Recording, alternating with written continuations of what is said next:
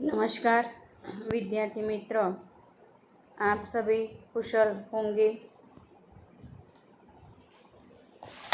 सबसे पहले मैं आपको कहना चाहूँगी कि आपके जिनके भी टेस्ट एवं स्वाध्याय कार्य बाकी है वह पूर्ण करके स्कूल में जमा करवा ले।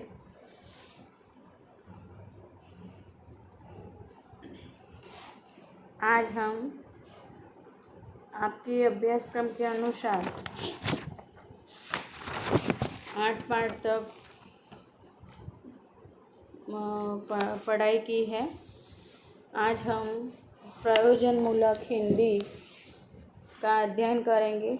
आपके प्रथम सत्र, द्वितीय सत्र एवं वार्षिक परीक्षा में 4 गुण के प्रश्न प्रयोजनमूलक हिंदी में से पूछे जाते हैं, जिनको आपको पढ़ना अति आवश्यक है एवं इसका स्वाध्याय कार्य भी लिखना अनिवार्य है। तो प्रयोजनमूलक हिंदी हमारे अभ्यासक्रम में इसलिए है क्योंकि भाषा के बारे में पूरी जानकारी रखना ज़रूरी है। तो आज हम आपके अभ्यास के अनुसार प्रयोजनमूलक हिंदी का पठन करेंगे। भाषा का मुख्य कार्य है संप्रेषण। संप्रेषण मतलब एक दूसरे वक्ता का कथन श्रोता तक सही अर्थ में, मतलब हम जो कुछ भी बातें करते हैं उसी अर्थ में पहुँचे जिस अर्थ में वक्ता ने प्रयोग किया है, यही भाषा का संप्रेषण है। सामान्य व्यवहार की भाषा को व्यक्ति स्वयं अपने परिवार समाज से सीख लेता है। मतलब हमारे सामान्य व्यवहार में, परिवार में, समाज में जो भी भाषा हम बोलते हैं वह हम समाज से सीख लेते हैं, परिवार से सीख लेते हैं।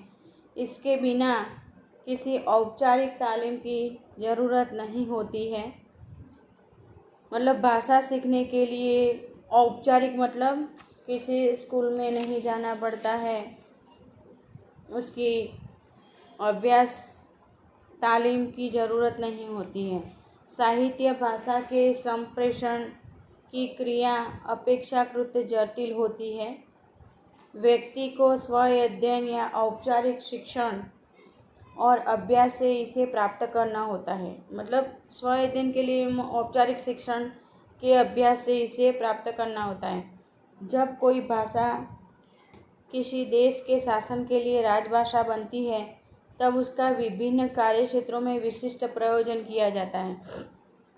मतलब जिस किसी देश में, जैसे कि भारत में हमारे सभी कार्यालयों में, सभी कार्य क्षेत्रों में हिंदी भाषा को हमने राष्ट्रभाषा के रूप में स्वीकार किया है। उसी तरह हर एक देश की अपनी राजभाषा होती है, जिससे पूरे विभिन्न कार्य क्षेत्र एवं विशिष्ट प्रयोजन के लिए उसका प्रयोग किया जाता है।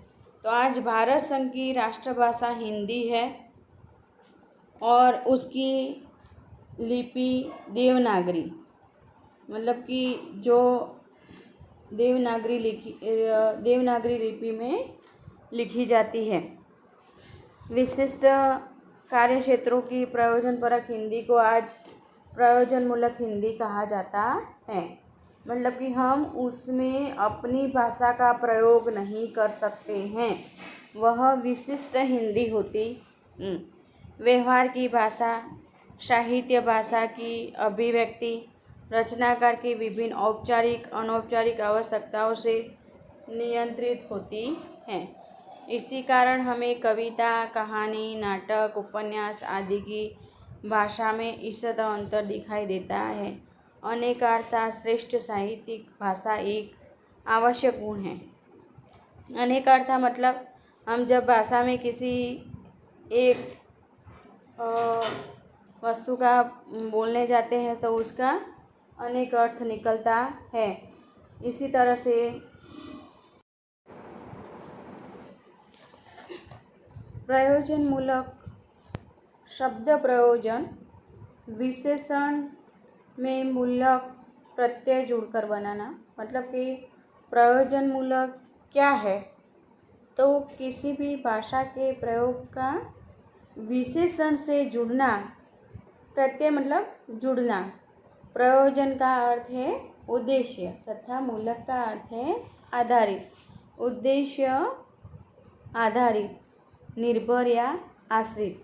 इस तरह प्रयोजन मूलक हिंदी का तात्पर्य हुआ किसी निश्चित उद्देश्य पर आधारित हिंदी, यानी निश्चित उद्देश्य को ध्यान में रखकर प्रयुक्त की गई हिंदी। मतलब कि हम जब भी किसी कर्मचारी या कार्य क्षेत्र में जाते हैं तो उनका कुछ तात्पर्य होता है, कुछ निश्चितता होती है, कुछ उद्देश्य होते हैं, वहीं पर आधारित हिंदी उसका उद्देश्य ध्यान में रखकर हिंदी का प्रयोग होता है। प्रयोजन मूलक हिंदी के 3 आयाम माने गए हैं। मतलब कि हिंदी प्रयुक्त होती है 3 आयामों पर।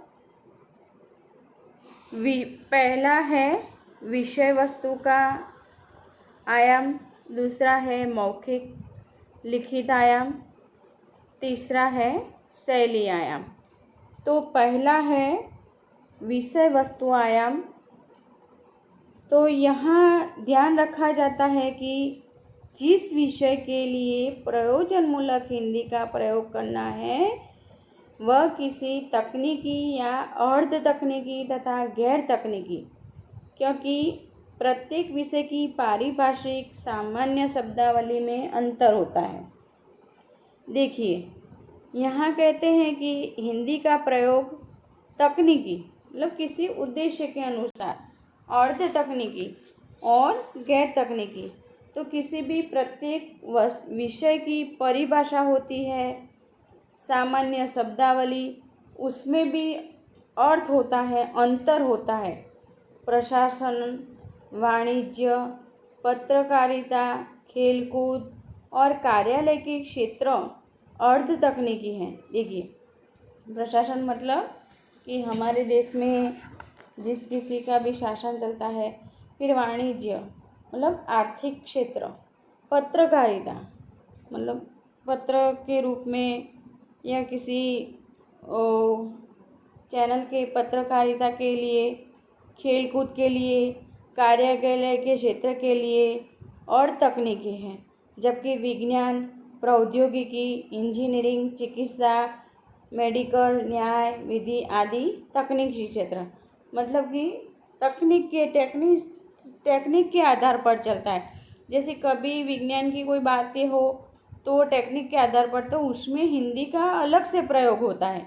इंजीनियरिंग में चिकित्सा मतलब मेडिकल के विभाग में जो भी हिंदी का प्रयोग होता है, न्याय के लिए जो भी विधि का प्रयोग होता है, और वही तकनीकी क्षेत्र में भी इस विषय वस्तु का आयाम होता है। अब दूसरा है मौखिक एवं लिखित आयाम। तो कार्यालयी, वैज्ञानिकी, प्रौद्योगिकी एवं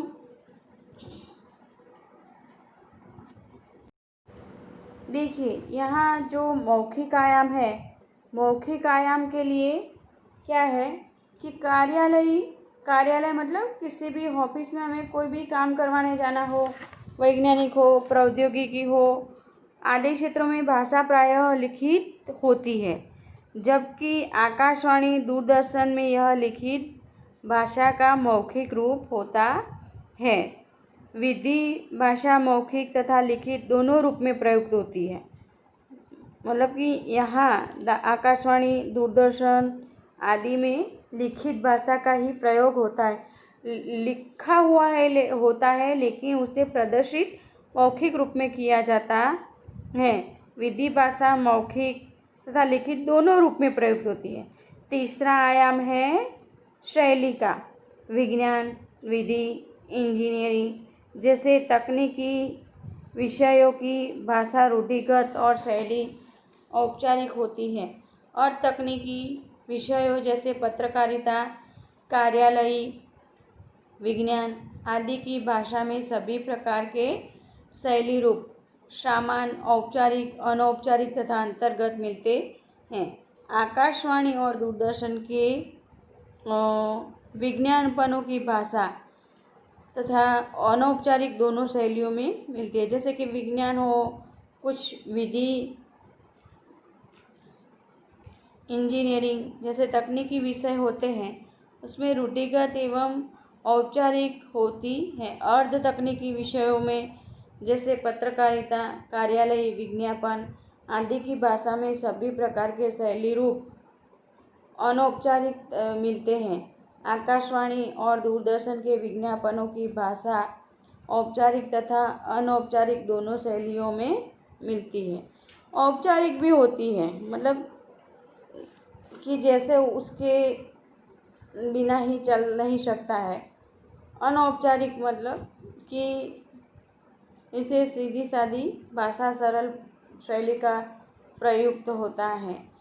आकाशवाणी मतलब टेलीविज़न एवं दूरदर्शन के क्षेत्र में विज्ञापन मतलब हम एडवर्टाइज देखते हैं, उसमें औपचारिक और अनौपचारिक दोनों भाषा शैली का प्रयोग होता है।